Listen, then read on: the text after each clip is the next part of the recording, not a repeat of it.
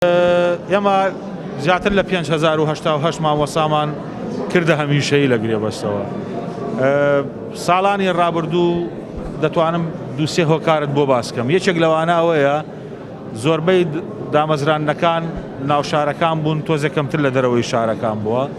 دووهام ئەو خانە نشینانە، مۆڵەتی بێموچە، مۆڵەتی دایکایەتی، سەفەری دەرەوەی وڵات، هەموو ئەمانە کاریگەری هەبووە لەسەر ئەوەی کە گواستنەوەی مامۆسایان لە دەرەوەی شارەوە بۆ ناو شار. هەموو ئەوانە کاریگەری هەبووە لەسەر کەمبوونەوەی ڕێژەی مامۆسایان و بەتەنها ئاکرێوانیە، ئاکرێ وایە بەردەڕەژ وایە، تا ڕادێک لە زاخۆ وایە، لە پێنجێن وایە، لە سەی سادق وایە.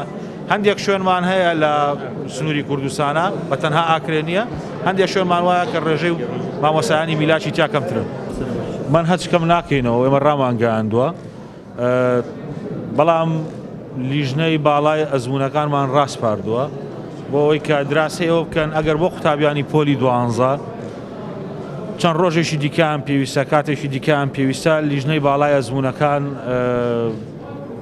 داوام لێکردوون کە ڕێی خۆیانمان بدەنێ، چونکە لایەنی معنی بە شێوازی ئەنجامدانی تاقیکردنەوەکان لە ڕووی زانستی و لە ڕووی لۆجستی لیژنەی باڵای ئەزموونەکانە.